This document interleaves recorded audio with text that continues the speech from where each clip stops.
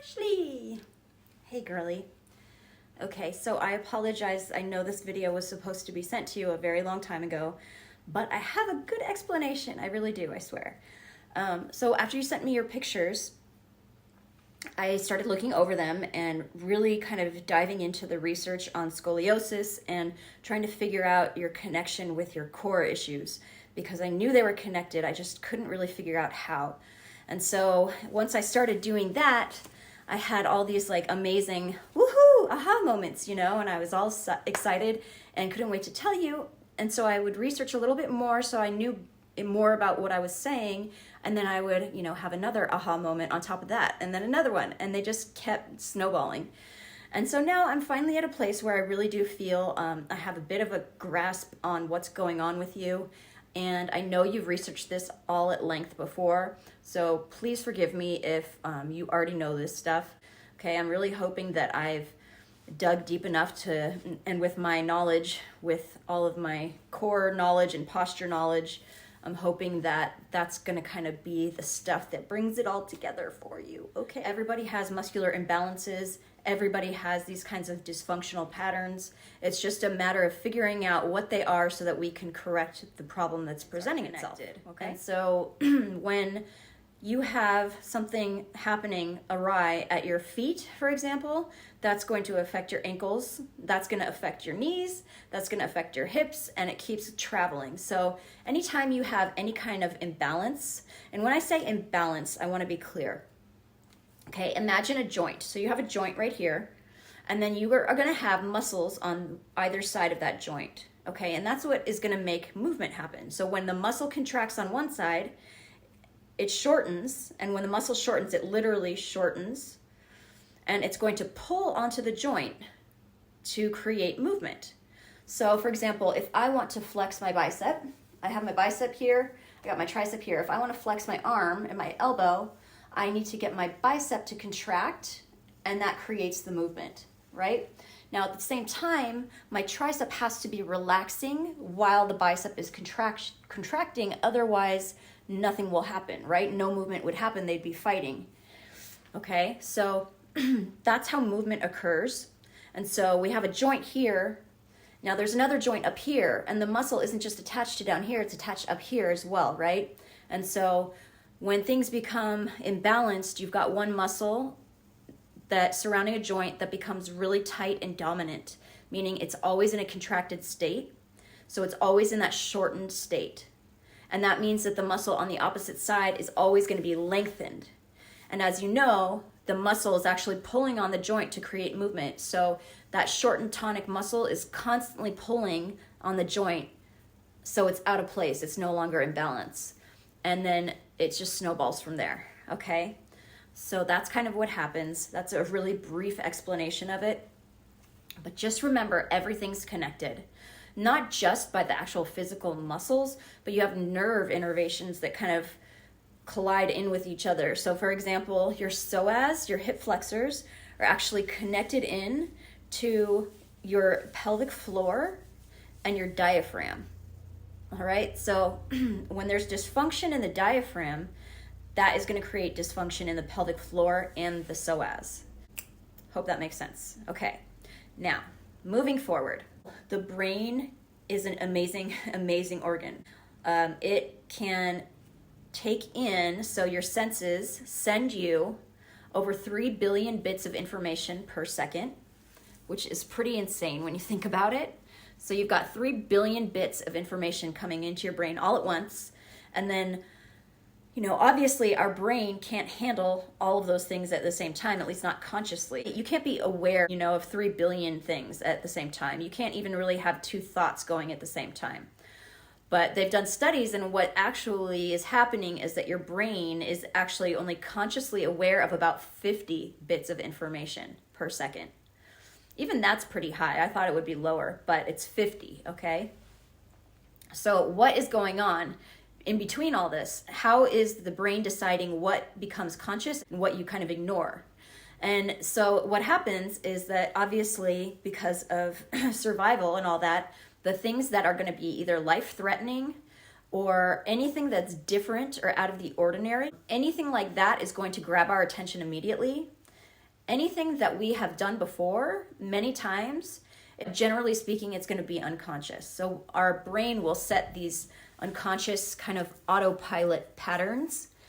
And after you do something a few times, it's like, okay, I got the hang of this. So we're going to create an autopilot pattern. So it creates this pattern, and now it knows that it can just turn it on anytime it gets bits of information coming in saying this is what needs to happen regarding that pattern. Okay, so a great example is walking. When you're walking, obviously you're not thinking about every step you're taking and how you're moving your body. Most people aren't even aware that when they're walking, left leg goes forward, their right arm goes forward, the right leg goes forward, and the left arm goes forward, and that's how you walk. Most people don't even realize that's happening, right? Because it's just one of those patterns that's so deeply ingrained into our system. Now, if you are really sedentary or you're not moving around enough, your muscles will become imbalanced, right? So a great example is hunching over. So people who go like this, okay? So we're always hunched over like this. Over time, our body will adapt to the position we spend the most time in. So since we're not spending the most time standing up straight, we're now gonna go like this. Our muscles around the joints are going to adapt. So the tight dominant muscles are gonna be the chest, and they're gonna pull us forward. We're also gonna have the muscles that pull our chin forward, and we're gonna get forward head. The muscles back here that tuck your head up like that are gonna get really tight and dominant also. And they become shortened, and now they're not gonna go back to the way they used to be because they've adapted to the position that you're spending the most time in. So now you're stuck in this position and you can't get out of it, okay? Unfortunately, what also happens is that the muscles that are on the opposite side of these tight dominant muscles, those guys often kind of get disconnected completely because they're so used to being relaxed and not working that your brain actually kind of loses that connection to function with them, okay? So we've got all these automatic patterns running, and our patterns can be dysfunctional because of the things that we're doing, because of our daily habits, our movements, what we're spending the most time in. If we're spending the most time here, our patterns are gonna all be wrapped around us moving and sitting like this, right? If you're always holding your baby on the same side, eventually those muscles are going to adapt to that, and you're gonna end up unable to walk straight. You're gonna have one hip up high like this. And then when you're not holding the baby, you're gonna wonder why you have such bad back pain. Okay, so that's really important to understand. That's how we get into these patterns. And the longer that you've been doing them, the more you've been repeating it, the more ingrained they are into your body and your brain, and the harder it is to kind of interrupt them and change them. But it's not impossible, okay? It's definitely not impossible. And it's something that will take work, but I know that you're up for it, okay? Okay, we're moving right along. So we've got these dysfunctional patterns now, and they're really hard to break because they're automatic and we're not even aware that we're doing them. So how do we break these imbalances? What do we do to fix this?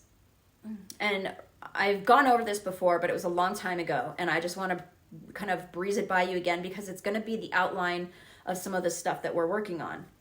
So most of the stuff we're working on, at least the imbalanced part.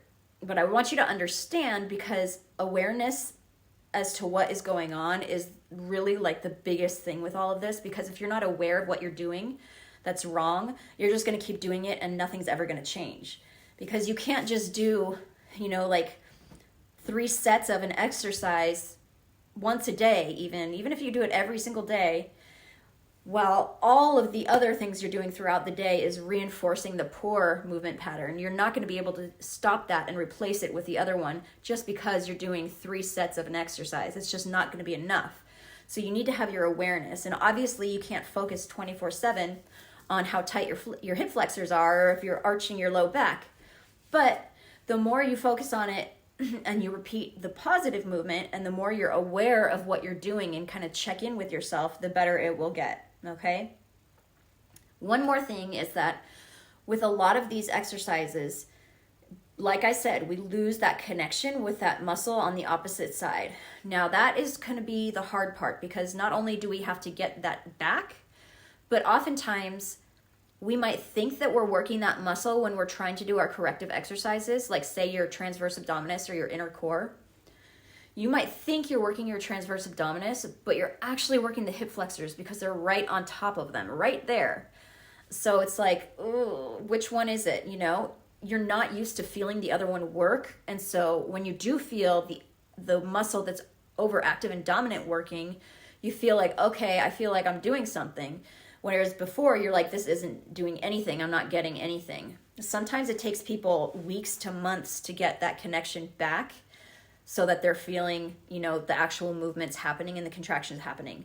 A lot of moms, after they have a baby, can't even feel their transverse abdominis because it's been so stretched out. So it takes them a really long time to feel that connection and get that back. But once they do, they're like, okay, I know this is what it needs to feel like now. And I need to not make it feel like it has been, because the way it has been is doing it wrong, even though I thought I was doing it right. All right? Okay. So let's talk about what you need to do to fix an imbalance. There's number one, which is you need to release the tight muscles. So any muscle knots that you have in a muscle need to be released. And what muscle knots are is, imagine the muscle, okay? You've got a big muscle right here. And it's made up of tons of little muscle fibers. So they're like these little string fiber-like things. They're all next to each other, bundled up, and that makes a muscle. So when the muscle contracts, it shortens. And what happens is these fibers go like this. And then when it releases and lengthens, they go like this. So every time it contracts, it's going like this, back and forth, back and forth. Now, if there's dysfunction in the muscle, sometimes they get stuck in this position and little areas get stuck here, but the rest of it releases like it's supposed to. And you get these little nodes or muscle knots or, you know, tender points. And those need to be released if you want the muscle to function correctly and regain its kind of like normal movements. So you have to do that by putting pressure on that knot for usually it's about 20 seconds. It's gonna hurt, but it always starts to kind of go away at the end. So by the time you've been holding it for 20 seconds, it should have gotten better significantly. And so when you're foam rolling, that's really important to make sure you're not just rolling up and down over the muscle, because unless you're getting those points and you're holding your body on them and putting your body weight on them, it's not going to release. It's just going to aggravate it more. Okay, so one of my favorite things of all time is this bad boy. It's called the muscle hook. And not only is it an awesome weapon, it is also really amazing for your muscle knots. Okay, so a pressure point is the same thing. So if I say that, they mean the same. So you take one of these little knobs, and I'm going to show you upper trap because I know that you get a lot of upper trap issues too. And you just kind of like move around until you find a tender spot. So I've got one right here. And now all I have to do, instead of like contorting my body to push on it myself, all I have to do is gently push down on this little lever. So you want to breathe deeply, because your vagus nerve, which is actually right by your diaphragm, it gets stimulated when you're breathing in deeply through your diaphragm, and that's going to calm you down. So you don't want the pain to be over, like on a scale of 1 to 10, you don't want it to pass a 7. You just want to get up right there so you're feeling it, you're definitely doing something, but you're breathing deeply, your body is relaxed, and you're telling your body, I'm in a good, comfortable, calm state, so it will actually be willing to release the muscle. Because if it's not going to release the knot. It's going to stay tense, okay? So you got to do that on the tight muscles that we go over and talk about, and I will name them for you. But you're going to want to do this. Oh man, that feels so good. So you can use this. You can use a foam roller. You can use one of those little balls. I hope you have one of those too. Like this guy. You're going to need one of these too. I don't know why my hands are so red. I'm excited. I don't know. Okay, so that's the first thing. You have to release the tight muscles. And we need to, in some instances, inhibit those tonic muscles, okay? Then we need to stretch the tight muscles. So the dominant tight muscles are in this shortened, contracted state. It's called tonic, right? So it's always tonic, it's always turned on and semi-activated. Okay, and then once we've done that, then we have to move on to the opposite side. So the muscles that have lost connection or that have become really lengthened and weakened, and they're stretched out because the other side is so tight, those guys, we have to learn how to activate them. So we have to get that connection back, and then we need to strengthen them so that they're strong enough to pull back on the other side against that dominant muscle, so that you can actually have equal kind of strength on each side. So nothing's getting pulled out of the way anymore, okay? So finally, the last step, once we have those guys strong again, is you have to integrate the new movement pattern into your everyday life. So all of your normal movements are disrupted when you have these faulty movement patterns, because you adapt and adopt them all into your daily stuff. So the way you're reaching for things, the way you're picking up things, the way you're sitting down, everything you're doing is going to, that includes that movement, is going to include now your faulty movement pattern. And that's why we need to replace it with the new one.